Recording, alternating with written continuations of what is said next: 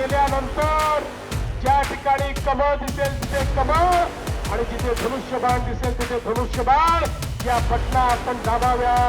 चंद्रपूरच्या जनतेला माझं आव्हान आहे, चंद्रपूरकरांनो 15 तारखेला आमची काळजी तुम्ही घ्या. 16 तारखेपासून 5 वर्ष तुमची काळजी भारतीय जनता पार्टी शिवसेना महायुती घेईल हा विश्वास या ठिकाणी व्यक्त करतो. असेल रस्त्यांची योजना असेल, पथदिव्याची योजना असेल, सुशोभीकरणाची योजना असेल, 16,000 लोकांना मालकी हक्काचा पट्टा देण्याची विषय असेल, प्रधानमंत्री आवास योजनेतनं घर देण्याचा विषय असेल, चंद्रपूर शहर बदलण्याचं काम हे या ठिकाणी भाजपच्या नेतृत्वात आमचे सुधीर भाऊ, आमचे हंसराज भैया, आमचे किशोरजी यांच्या नेतृत्वात झालेलं आपण सगळ्यांनी बघितलं. आणि म्हणूनच आता पुन्हा एकदा आपल्याला हीच विनंती करण्याकरता आलोय.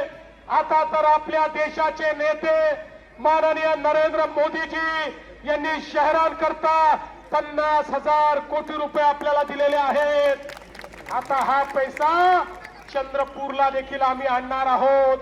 पण चंद्रपूरला आम्ही पैसा आणला आणि इथे महानगरपालिकेमध्ये जर कोणी दलाल बसले, या महानगरपालिकेत भ्रष्टाचारी बसले, अनाचारी बसले, दुराचारी बसले तर चंद्रपूरचा विकास होऊ शकणार नाही.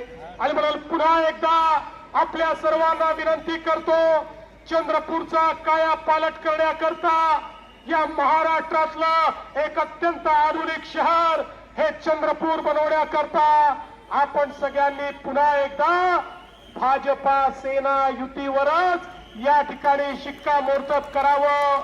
येत्या 15 तारखेला मतदानाला गेल्यानंतर ज्या ठिकाणी कमळ दिसेल तिथे कमळ आणि जिथे धनुष्यबाण दिसेल तिथे धनुष्यबाण या पटना आपण दाबाव्या.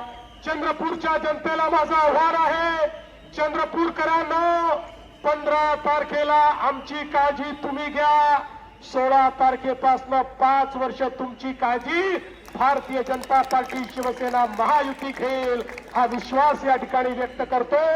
आणि मला पुढे जायचं असल्यामुळे या ठिकाणून जाण्याची, महाकाली मंदिराचा विकास, दीक्षाभूमीचा विकास हा तर आपण ऑलरेडी मंजूर केलाय, तो देखील या ठिकाणी होणारच आहे.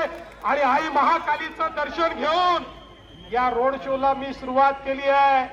महाकालीचं दर्शन घेतल्यानंतर महाविजय होणारच हे या निमित्ताने आपल्याला सांगतो आणि माझं बोलणं संपवतो. धन्यवाद. जय हिंद.